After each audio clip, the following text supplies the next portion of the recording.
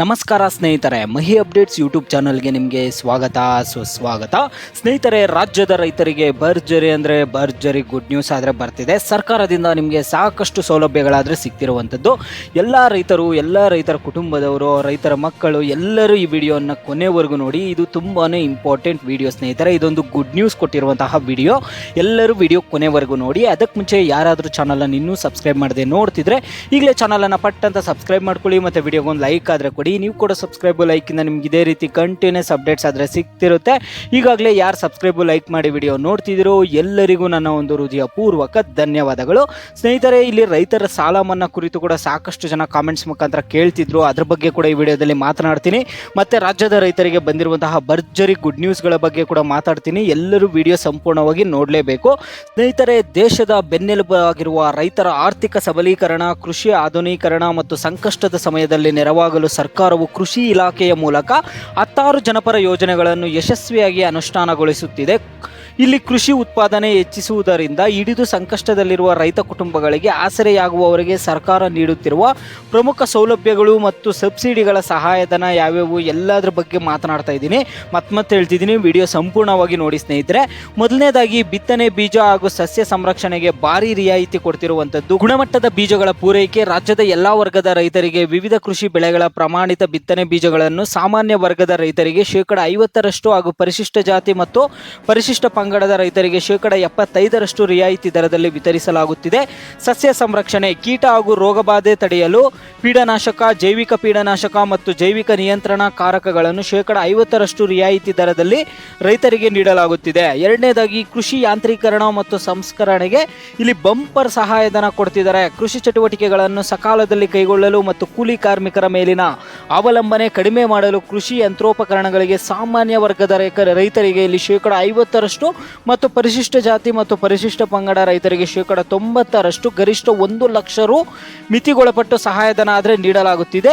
ಇಲ್ಲಿ ಟ್ರ್ಯಾಕ್ಟರ್ ಖರೀದಿಗೆ ಕೂಡ ನೆರವು ಅಂತ ಹೇಳ್ತಿರುವಂಥದ್ದು. 45 PTO HP ವರೆಗಿನ ಟ್ರ್ಯಾಕ್ಟರ್ಗಳಿಗೆ ಸಾಮಾನ್ಯ ವರ್ಗದ ರೈತರಿಗೆ 0.75 ಲಕ್ಷ ರು ಹಾಗೂ ಪರಿಶಿಷ್ಟ ಜಾತಿ ಮತ್ತು ಪರಿಶಿಷ್ಟ ಪಂಗಡ ರೈತರಿಗೆ 90% ಅಂದರೆ ಗರಿಷ್ಠ 3 ಲಕ್ಷ ರು ಸಹಾಯಧನ ಆದರೆ ಇಲ್ಲಿ ಲಭ್ಯವಾಗ್ತಿದೆ. ಕೃಷಿ ಸಂಸ್ಕರಣೆ, ಇಲ್ಲಿ ಕೃಷಿ ಉತ್ಪನ್ನಗಳ ಸಂಸ್ಕರಣಾ ಘಟಕಗಳು, ಟಾರ್ಪಲಿನ್ ಮತ್ತು ಸಣ್ಣ ಚಾಲಿತ ಎಣ್ಣೆಗಾಣ ಘಟಕಗಳಿಗೆ ಸಾಮಾನ್ಯ ವರ್ಗಕ್ಕೆ 50% ಹಾಗೂ ಪರಿಶಿಷ್ಟ ಜಾತಿ ಮತ್ತು ಪರಿಶಿಷ್ಟ ಪಂಗಡ ರೈತರಿಗೆ 90% ಸಹಾಯಧನ ನೀಡಲಾಗುತ್ತಿದೆ. ಸಣ್ಣ ಯಂತ್ರಚಾಲಿತ ಎಣ್ಣೆಗಾಣ ಘಟಕಗಳಿಗೆ ಸಾಮಾನ್ಯ ವರ್ಗಕ್ಕೂ 75% ನೆರವು ಸಿಗಲಿದ್ದು ಗರಿಷ್ಠ ಮಿತಿ 1 ಲಕ್ಷ ರು ಆಗಲಿದೆ ಅಂತ ಇಲ್ಲಿ ಹೇಳ್ತಿದ್ದಾರೆ ಸ್ನೇಹಿತರೆ.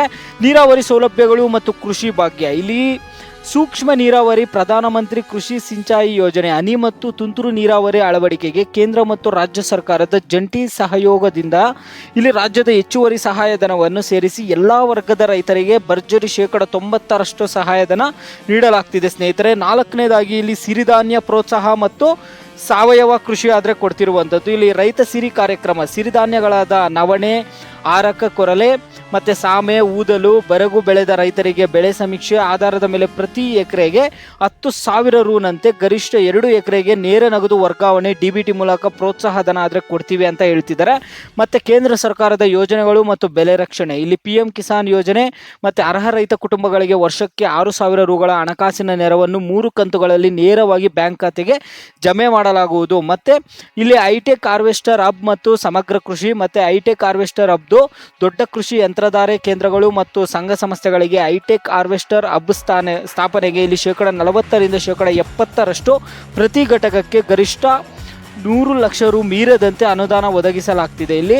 ಮತ್ತು ಇಲ್ಲಿ ಆತ್ಮಹತ್ಯೆ ಮಾಡಿಕೊಂಡಿರುವಂತಹ ರೈತ ಕುಟುಂಬಗಳಿಗೆ ಇಲ್ಲಿ ಸಾಂತ್ವನ ಮತ್ತು ಪರಿಹಾರ, ಯಾವುದೇ ಕಾರಣಕ್ಕಾದರೂ ರೈತರೇನಾದರೂ ಆತ್ಮಹತ್ಯೆ ಹಾದಿ ಹಿಡಿಯಬಾರದು ಎಂದು ಸರ್ಕಾರ ಜಾಗೃತಿ ಮೂಡಿಸ್ತಾ ಇದೆ. ಅದಾಗೂ ಆತ್ಮಹತ್ಯೆ ಮಾಡಿಕೊಂಡ ಅರ್ಹ ರೈತ ಕುಟುಂಬಗಳಿಗೆ ಸಾಂತ್ವನ ಹೇಳಲು ಹಿರಿಯ ಅಧಿಕಾರಿಗಳ ತಂಡ ಮನೆಗೆ ಭೇಟಿ ನೀಡಲಿದ್ದು, ಜಿಲ್ಲಾಧಿಕಾರಿಗಳ ಅಧ್ಯಕ್ಷತೆಯ ಸಮಿತಿ ಮೂಲಕ ತನಿಖೆ ನಡೆಸಿ ಮೃತರ ವಾರಸುದಾರರಿಗೆ 5 ಲಕ್ಷ ರು ಪರಿಹಾರ ಧನ ಹಾಗೂ ಸಾಮಾಜಿಕ ಭದ್ರತೆ ಮತ್ತು ಪಿಂಚಣಿ ಸೌಲಭ್ಯಗಳನ್ನು ಕಂದಾಯ ಇಲಾಖೆ ವತಿಯಿಂದ ಒದಗಿಸಲಾಗುತ್ತದೆ. ರೈತರಲ್ಲಿ ಆತ್ಮಸ್ಥೈರ್ಯ ತುಂಬಲು ಇಲಾಖೆಯ ಎಲ್ಲ ಎಲ್ಲ ತರಬೇತಿಗಳಲ್ಲೂ ವಿಶೇಷ ಅರಿವು ಮೂಡಿಸಲಾಗ್ತಿದೆ ಅಂತ ಹೇಳ್ತಿದ್ದಾರೆ ಸ್ನೇಹಿತರೆ.